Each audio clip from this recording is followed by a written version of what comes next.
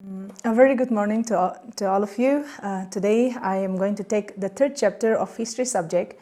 The topic of my lesson today is early cities, focus on Iraq, 3rd millennium BC, growth of towns, nature of early urban societies, and historians debate on uses of writing. This chapter is all about how the early cities was developed in the during the Mesopotamian civilization. So when I say Mesopotamia is a modern country, Iraq. Okay. So before I go and explain in detail about how the early cities was developed during the Mesopotamian civilization, I would first explain to you about the meaning of the word city.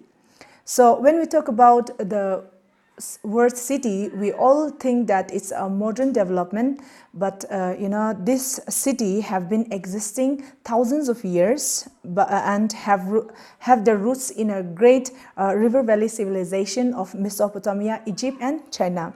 The English word city, the English word city came from a Latin word civitas, which describe a highly organized community like the city-states of ancient Greece.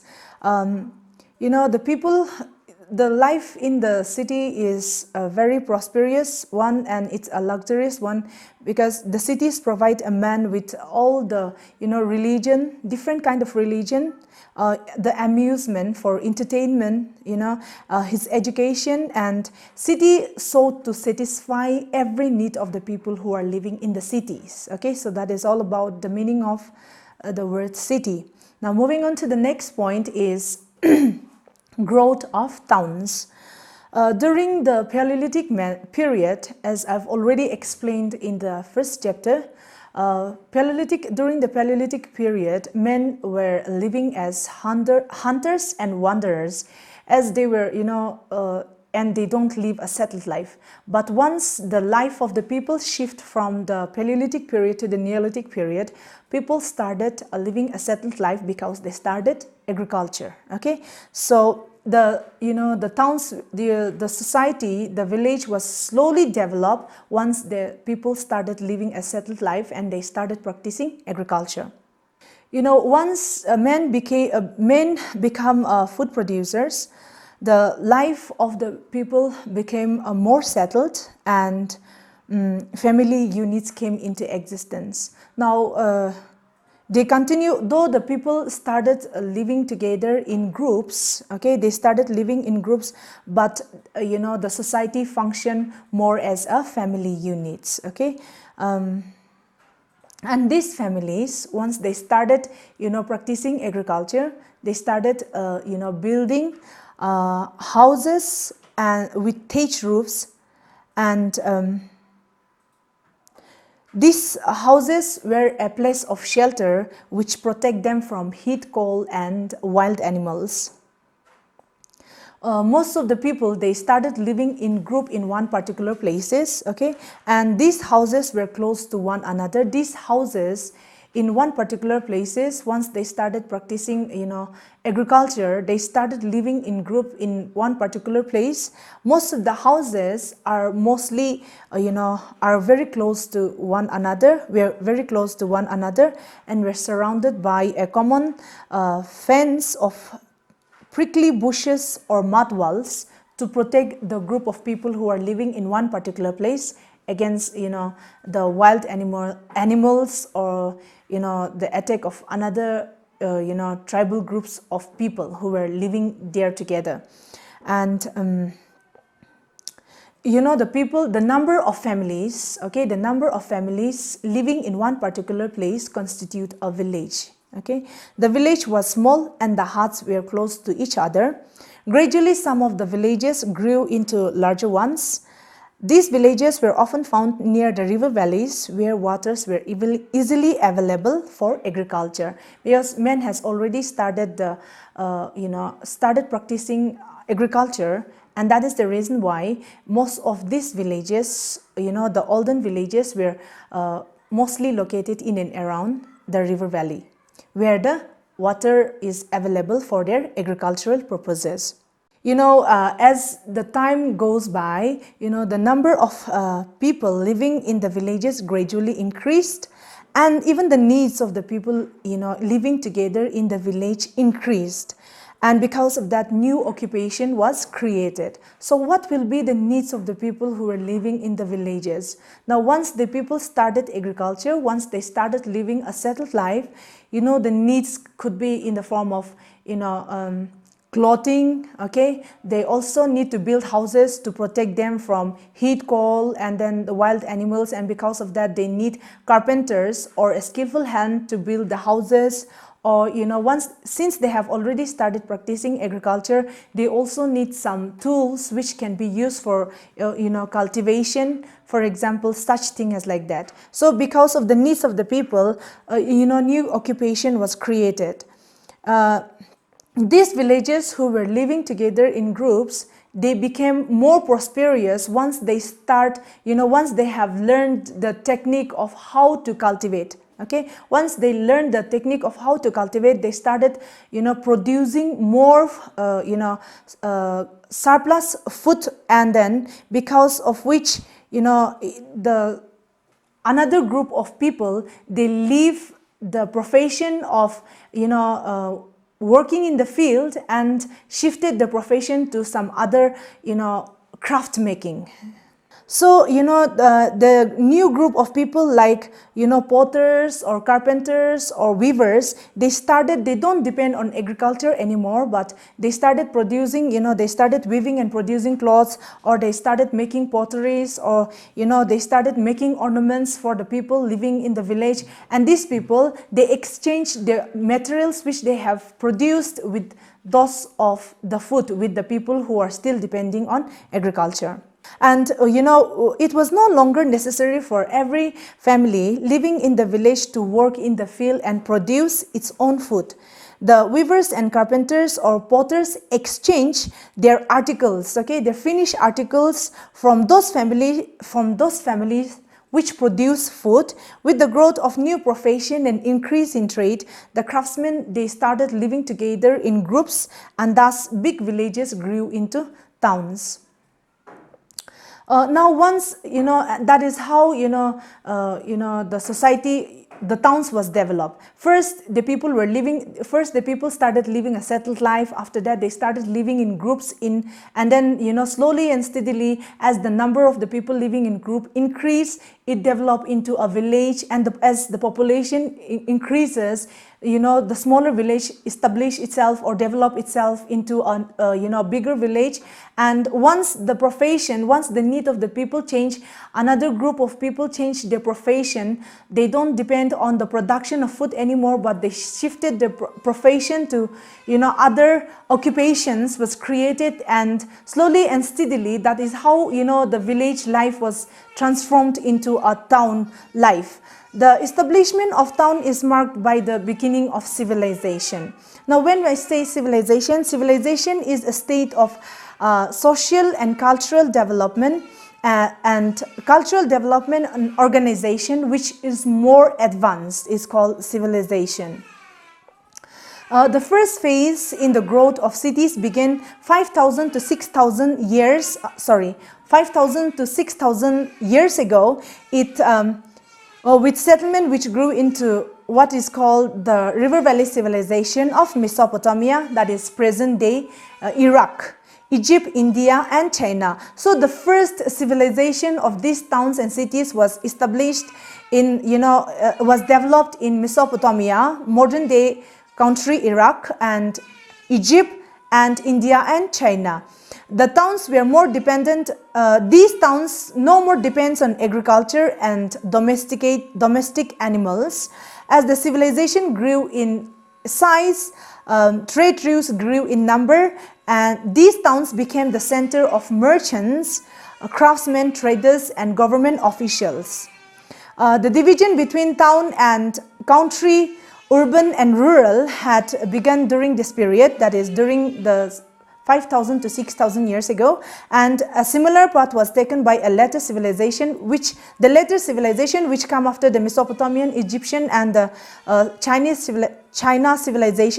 civilization, where Greek, Iranian, Roman, and Great Zimbabwe civilization, which follow after the Mesopotamian civilization. Now, here are some of the general observation about the growth of the cities. For the first one is the most important part. For the most important part, cities have grown as a result of three important factors. Okay, the first one is the economic growth. Economic growth is referring to the increase in the amount of goods and services, and the second one is a natural increase. Natural increase is referring to the growth of the population living in the towns, and rural urban migration. People started migrating from the rural places to the urban centers. So these are the three main reasons that lead to the growth of the cities. But there are also some expectations on these general rules. That is, some cities are created by the government in order to lessen the burden of the population living in the large cities. People move to the cities for various reasons, but the most significant reason is the economic reason. The first one is for the economic purpose. When a city's economy is prospering, it attracts the people from the village. The promise of jobs and comforts.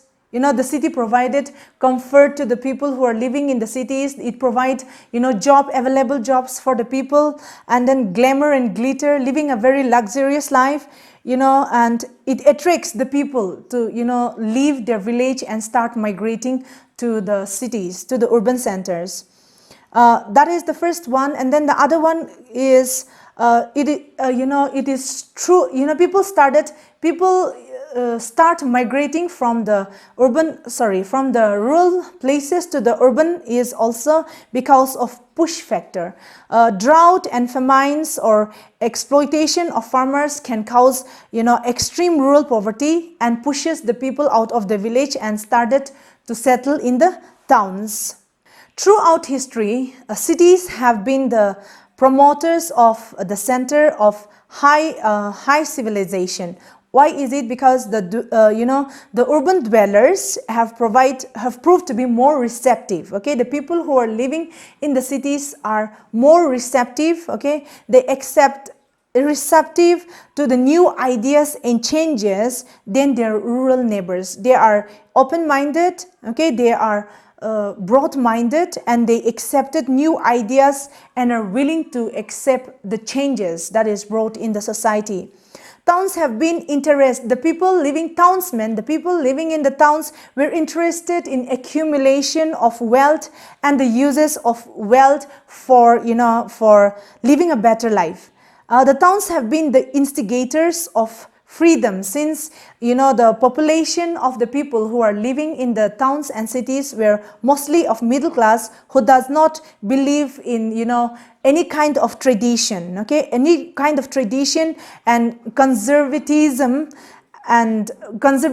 breeds of tradition, and they are always receptive to the new changes and ideas that is brought about in the society, be it in the towns or in the cities.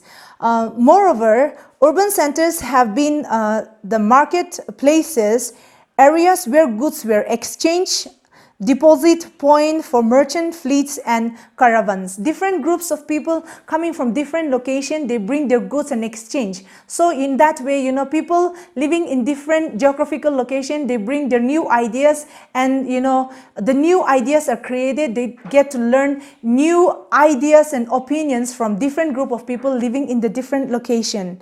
Most of the cities are linked to commerce. The ruins, and because of that, if the ruins of the commerce or trade in any particular city leads to the extinction of any city which is connected by these commercial purposes. So that is how, slowly and steadily, once the people started living a settled life, it started from village to town, and it was developed later into cities. Now moving on to the next point is about the early cities in Iraq.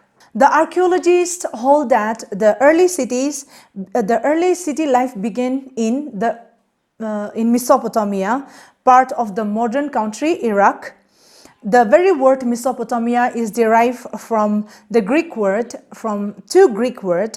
The first one is meso, meaning middle, and potomos, meaning river. So Mesopotamia is a place which is located between two important rivers, that is Euphrates and Tigris River. And some of the early cities which belong to the Mesopotamian civilization were Uruk, Amri, Tepi, Gaura, and Kirkuk. These are some of the important big cities which belong to this Mesopotamian civilization. The archaeologists also established that the civilization, this Mesopotamian civilization, appeared earlier in the southern part of Mesopotamia than anywhere else, and so urban settlement, monumental architecture, and writing were all in existence during in the southern part of Mesopotamia by 3500 BC in Iraq. These Mesopotamian cities, which I have mentioned, like Uruk, Amri, Tepi, Gaura, and Kirkuk, most of the cities have a winding lens. That is, winding lens is like in a zigzag lens. They appear to have this. The cities of Mesopotamia have appeared, out of the situation, have grown out as the situation required, not like the planned cities of Indus Valley civilization. During the Indus Valley civilization, there was also some big cities, but it was a planned city. But the Mesopotamian cities were grown up as the circumstance or the situation requires, without having the benefit of preconceived town planning. Okay, so that is how the cities and the towns was developed, and how the cities was developed in the Mesopotamian civilization.